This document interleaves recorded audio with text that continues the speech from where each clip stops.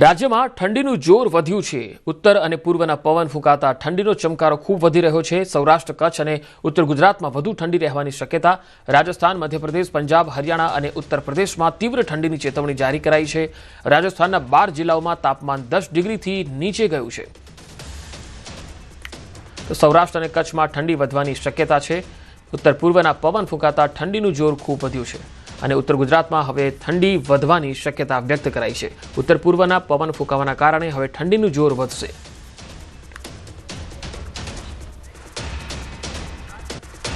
વધુ માહિતી મેળવીએ સંવાદદાતા સંજય ટાંક મારી સાથે જોડાયા છે।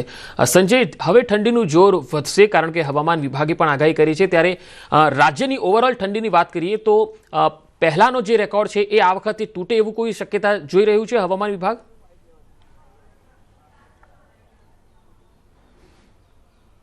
બિલકુલ પંકજ, જે છે તે અત્યારે જે ઠંડીનો અહેસાસ જે થઈ રહ્યો છે અને આગામી દિવસોમાં અમદાવાદ સહિત રાજ્યભરમાં ઠંડીનો જોર વધવાની શક્યતા હવામાન વિભાગે વ્યક્ત કરી છે। એટલે કે ગુજરાતવાસીઓએ હવે કડકડતી ઠંડીના રાઉન્ડ જે શરૂ થવાનો છે ને તેના માટે ગુજરાતવાસીઓએ તૈયાર રહેવું પડશે। જે પ્રકારની આગાહી જે કરવામાં આવી છે, ઉત્તર પૂર્વના જે પવનો ફૂંકાઈ રહ્યા છે અને તેની સીધી અસર જે છે તે ગુજરાત સહિત જે અલગ અલગ જે ગુજરાતના જિલ્લાઓ જે છે ને, ખાસ કરીને ઉત્તર ગુજરાત છે, સૌરાષ્ટ્ર છે અને કચ્છના જે વિસ્તારો છે અને ત્યાં આ કડકડતી ઠંડીનો અહેસાસ જે છે અને ઠંડીનો ચમકારો, ઠંડીનું જોર વધવાની શક્યતા જે છે તે હવામાન વિભાગે કરી છે। સાથે સાથે આગાહીકાર અંબાલાલ પટેલે પણ જે પ્રકારની આગાહી કરી છે કે ઉત્તર ગુજરાતના કેટલાક ભાગો જે છે તેમજ સાબરકાંઠા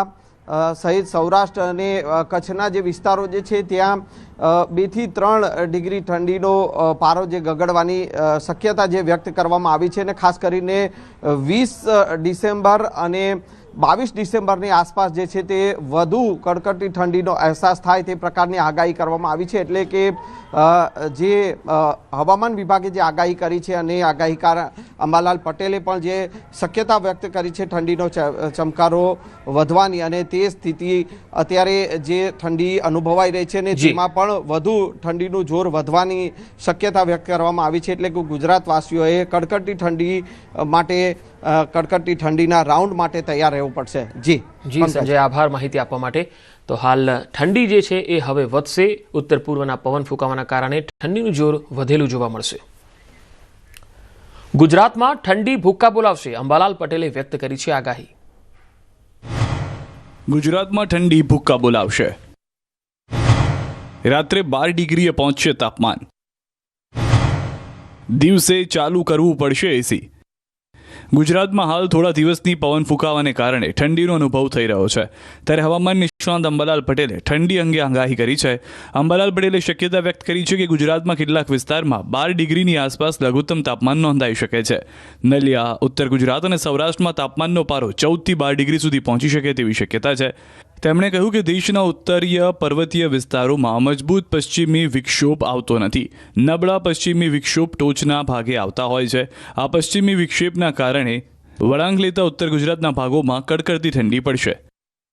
ખાસ કરીને ઉત્તર ગુજરાતના ભાગો, પંચમહાલના ભાગો, સાબરકાંઠાના ભાગો અને પાટણ સમી હારીજના ભાગો, બનાસકાંઠાના ભાગોમાં સવારના ભાગમાં ન્યૂનતમ તાપમાન 15 ડિગ્રી 14 ડિગ્રી સેલ્સિયસ તો ક્યારેક 12 ડિગ્રી સેલ્સિયસ જેવું થઈ જવાની શક્યતા રહેશે। નલિયાના ભાગોમાં ઠંડી રહેશે। રાજકોટના ભાગમાં પણ સવારને કંઈ ઠંડક રહેશે। જ્યારે મહત્તમ તાપમાન 30 ડિગ્રીની આસપાસ પહોંચી શકે છે, એટલે કે રાત્રે ઠંડી અને દિવસે ગરમીનો અનુભવ થઈ શકે છે। દિવસે તડકો હોવાને કારણે જમીન ધરતી તપતી હોય છે અને પવનની ગતિના લીધે મહત્તમ તાપમાન ઘણા ભાગમાં 31-32 ડિગ્રી સેલ્સિયસ જેવું થઈ જવાની શક્યતા રહેશે। આ તરફ હવામાન વિભાગના અમદાવાદ કેન્દ્રના ડાયરેક્ટર A.K. દાસે કહ્યું કે 12 ડિસેમ્બર સુધી હવામાન સૂકું રહેવાની સંભાવના છે। લઘુત્તમ તાપમાનમાં બહુ મોટા ફેરફાર થવાની શક્યતા નથી। અમદાવાદનું લઘુત્તમ તાપમાન 15 ડિગ્રી આસપાસ રહેવાનું પૂર્વાનુમાન છે।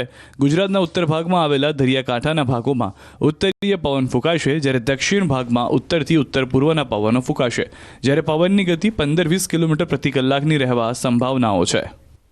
હિમાચલ પ્રદેશના લાહોલ સ્પીતિમાં આ દિવસોમાં ઠંડી ચરમસીમાએ છે. તાપમાન -18 ડિગ્રી સુધી ઘટી ગયું છે. મોટાભાગના પાણીના સ્ત્રોત સંપૂર્ણપણે થીજી ગયા છે. સ્થાનિક લોકો ઠંડીનો સામનો કરી રહ્યા છે, ત્યારે ખેડૂતો અને માળીઓ બરફવર્ષાની રાહ જોઈ રહ્યા છે. લાહોલ સ્પીતિમાં ઠંડીનું પ્રમાણ વધવા લાગ્યું છે. ખીણનું લઘુત્તમ તાપમાન સતત ઘટીને -18 ડિગ્રી સેલ્સિયસ થઈ ગયું છે. દિવસ દરમિયાન પણ તાપમાન -3 થી -5 ડિગ્રી સેલ્સિયસ સુધી મર્યાદિત રહે છે, જેના કારણે જનજીવન પર અસર પડે છે. જોકે શિમલા હવામાન કેન્દ્રએ 7 ડિસેમ્બરે ઊંચાઈવાળા વિસ્તારોમાં હિમવર્ષાની આગાહી કરી. આનાથી ખીણના ખેડૂતો અને માળીઓમાં આશા જાગી છે કે હવામાનમાં ફેરફારથી રાહત મળી શકે છે.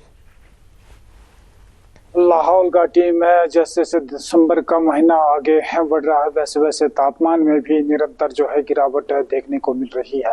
-13 से 20 डिग्री सेंटीग्रेड तक तापमान जो है नीचे चला गया है. घाटी के जितने भी नदी नाले हैं, चश्मे हैं, उसके साथ साथ पेयजल आपूर्ति करने वाली जो पाइपें हैं वो भी अब जमने शुरू हो गए हैं, जिसके चलते अब लोगों को अपने पेयजल आपूर्ति में भी जो है दिक्कतें आनी शुरू हो गई है. आने वाले सीजन में जो खासकर जो फसल बुआई के सीजन में जो है उन्हें जो है पेयजल की, उसके साथ साथ सिंचाई पानी की किसी प्रकार की कमी जो है उन्हें ना हो. न्यूज़ 18 हिमाचल के लिए लाहौल स्पीति से प्रेम लाभ. તો ચમોલી જિલ્લા સહિત ઉત્તરાખંડના ઉચ્ચ હિમાલયી પ્રદેશોમાં તીવ્ર ઠંડીનું મોજું સતત જોવા મળે છે, જેના કારણે સવાર અને સાંજના તાપમાનમાં ભારે ઘટાડો નોંધાઈ રહ્યો છે.